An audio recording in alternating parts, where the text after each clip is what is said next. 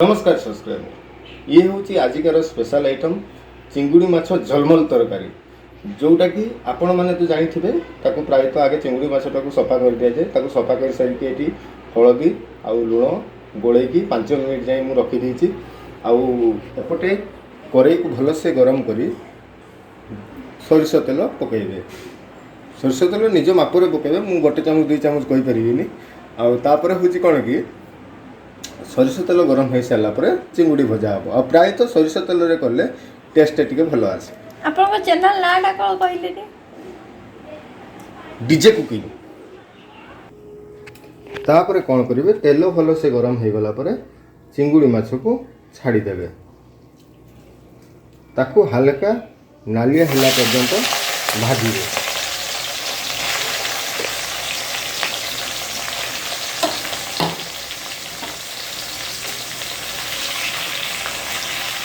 चिंगुड़ी माछ बहुत जल्दी हो जाए ताकू प्रोसेसिंग ये टाइप भाजिबे। बंधुगण आम चैनल हूँ देसी ओडिया चैनल तो मेन थिंग्स हूँ चैनल नाम डीजे कुकिंग लेकिन देसी ओडिया माने हूँ टोटाल आप बालेश्वर लैंग्वेज शुणा पाइबे जमीक सोरिष तेल सरिष तेल नुहे चिंगुड़ी नुहे दरकार पड़े चिंगुड़ी कही दि यही टाइप याकू कोन आज्ञा पूरा कड़कड़िया के भाजा हो ना हल्का हल्का आपको कड़कड़िया नहीं सी हल्का ब्राउन कलर पड़े आसले माने जोटा कि आमर कहती हल्का धूसर रंग हो आसला माने ताकू उल्हे पकड़े कारण सेमती है माने टेस्ट गोटे अलग आसे आ पूरा कड़कड़िया करदेला माने ताकू पखाड़ दे खाइबा को भल लगे।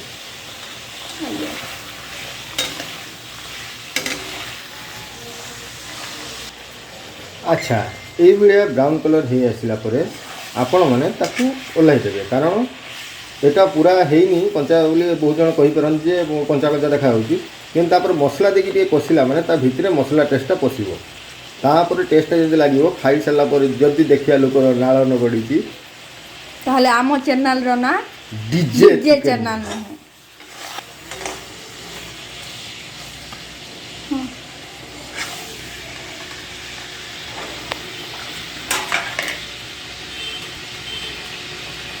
मजाक नुहे पूरा लाली करेंगे हल्का ये बाहर करेंगे कारण कषिला से भल लगे कारण आम मैंने नॉर्मली रोषे कर सारापर मछटा को छाड़ दो किंतु एटा मसला सागे कषिबार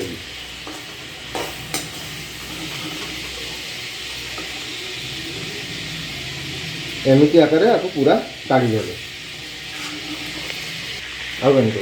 यही भाव में आम बाकी माछ तक को भाजीदबा माछ भाजु भाजु एबे मसला आम प्रिपेयर कर देचु जो कि किसी रसुण किसी अदा स्टार फ्लावर एटा ओडिया रे कोन कोन मु जाने गोलमरीच कला वाला और धला वाला आउ बड़ी इलायची आमर ओडिया रे मीठा काट कहते जोटा कोन कहते दालचीनी तो आम या ग्राइंड कर दबा एबे आउ जो अल्प टिके प्याज देकी ग्राइंड करिवे से ग्रेवी रे टिके आमे दीटा बड़ बड़ प्याज दीटा नेचु से प्याज दीटा काटी दबा किंतु सब गुडा ग्राइंडिंग करिया प्याज आपण अल्प प्याज देबे आ ए सब आमे ग्राइंड कर दबा एबे देखंतु आमे सब तक एठी प्रस्तुत कर दे जे एबे ताको ग्राइंड मेन कथा हम लंका आमे देइने कारण हम गोटे छोट छुआ अछि आ आपण माने आपनको स्वाद अनुसार लंका देबे हमें लंका दबा किंतु दबा हमें गुंड लंका दबा मसला रे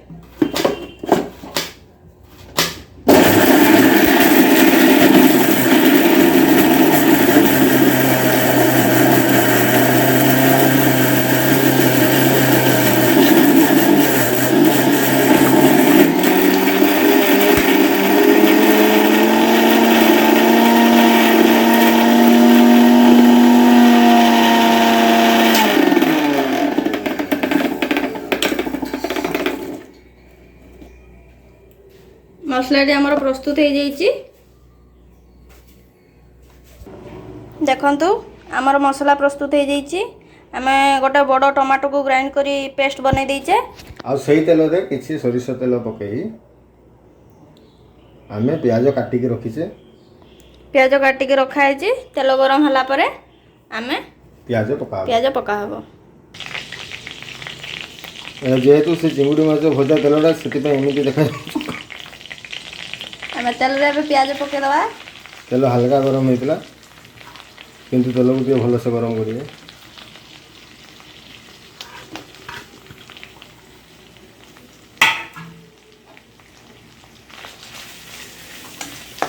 ପିଆଜ ହାଫ୍ ବ୍ରାଉନ୍ ହେଲା ପରେ ଆପଣ ସେଥିରେ ମସଲା ପକାଇଦେବେ। ଏବେ ୟାକୁ ଆମେ 2 ମିନିଟ୍ ଏମିତି ଅଲଟ ପାଲଟ ଏପଟ ସେପଟ କରିବା। ପିଆଜ ହାଲକା ବ୍ରାଉନ୍ ହେଇଯାଇଛି। ଏବେ ଆମେ ଏଠି ମସଲାକୁ ଆଡ଼୍ କରିଦେବା।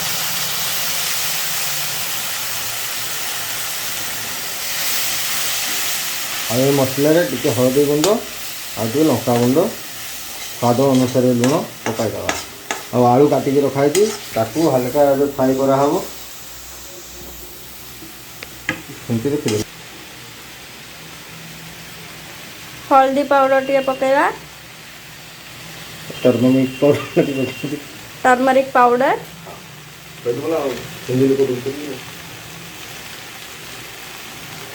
ସ୍ୱାଦ ଅନୁସାରେ ଲୁଣ।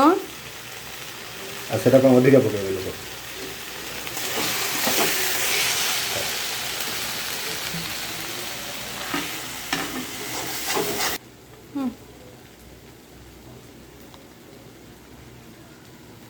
ଲଙ୍କା ଗୁଣ୍ଡ,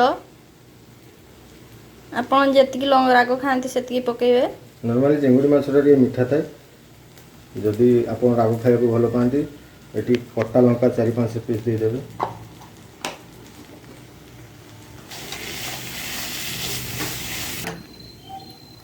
ମସଲାଟା ହାଲକା ହେଇ ଆସିଛି। ये जस्ट टिके तेल छाड़िया मापक हो गला माने आमे बिलाती जो पेस्ट कर आपण एटा केते मिनिट हला भाजुचंती आको तो मु 5 मिनिट हला को भाजुची। धीरे धीरे कसी कसी भाजिया धीरे धीरे पूरा गैस सिम कर देकी धीरे धीरे करिवे। आउ गोटे करे रे आमे आलू को एबळे टिके टिके छोट छोट पीस करी ताको भाजी देउछु। सेटा टिके पकेला माने टिके भलो लागिवो। आलू रे टिके हळदी लूण गला हेची। मसला रेडी हेची। एबे आमे जो ग्राइंडिंग करी की रखितले रेडी हेची माने कोन हाफ रेडी हेची। से बिलाती टाको टमाटो टाको हेची मिक्स कर दो। बंधु आमर मसलाटा भल भाव एबे कहि जाइछि। सेठी आमे एबे मीट मसला टिके पकेबा। आपण कहबे चिंगुडी मसला रे मीट मसला काहेकि सेटा होछि टैक्टिस। जे कोन से आपण जदी मैगी भी बनेबे टिके मीट मसला पके देबे तार टेस्ट अलग आसी।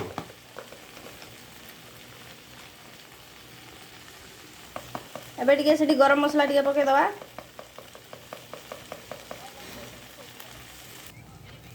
ओके मसला पूरा रेडी हो जाइए।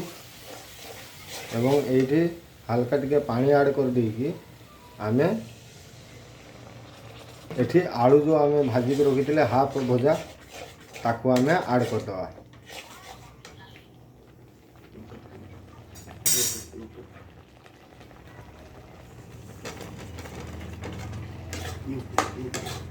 देखंतु आलू आमे पके दैछे। एबे आकु भलसे मिसेकी याको टिके 5 मिनिट भलसे कसिबा टिके घोड़े दबा। आपण याको आमे एबे ढाकुड़ी की टिके कसी सही दैछे 2 मिनिट पई। एबे आबे या देहरे कोन करिया आज्ञा एबे एठी आमे चिंगुड़ी पकेबा। अच्छा तापरे चिंगुड़ी को आमे कसिया। सेति पे आपण टिके पूरा भाजी नथले कड़कड़िया की बस एबे चिंगुड़ी टाको टिके हल्का मसला संगे कसी देगी आमे पानी ढालिबा। पानी माने कोन एटा पूरा झिलमिल चिंगुड़ी फ्राई माने ये खाली मसला मसला रहिबो। एको आमे केते देरी कसिया एमती सुविधा देखि कि देखिबा जते बेले टिके हे गला भले लागिबो सेमती आ कोन देरी बार मु टाइम देखि कसिबा। 3-4 मिनिट कसिया जा हले।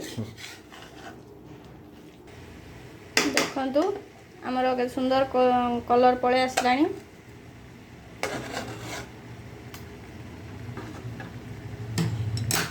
बे कोन पानी ढालो कि आ टिके बरो पानी डाला। अच्छा एबे हमें एठी हल्का पानी ऐड कर देबा एवं ताकु टिके फुटिबा छेड़वा। ଏଇଟା ଆମର ଗ୍ରେଭି ହେବ, ସେଥିପାଇଁ ବେଶୀ ପାଣି ଦେବେନି, ଟିକେ ପାଣି ଦେବେ ଯେମିତି ସେଇଟାକୁ ଫୁଟି ସାରିଲା ପରେ ଗ୍ରେଭି ଆସିଯିବ। ଯୋଉ ପାତଲା ହେଇଯିବ।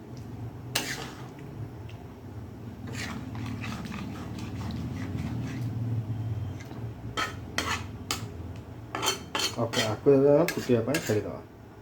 ଏବେ ଆମ ଝିଲମିଲ ଚିଙ୍ଗୁଡ଼ି ଫ୍ରାଏ ବନେଇକି ପ୍ରସ୍ତୁତ ହୋଇଯାଇଛି। ଆକୁ ଏବେ ଆମେ ଗ୍ୟାସ୍ ବନ୍ଦ କରିଦେବା। ୟାକୁ ଆପଣ ରୁଟି ଦେଖନ୍ତୁ କେତେ ସୁନ୍ଦର ଦେଖାଯାଉଛି। ଦିନେ ଆକୁ କେବେ ଆପଣ ବି ଟ୍ରାଏ କରିକି ଦେଖନ୍ତୁ।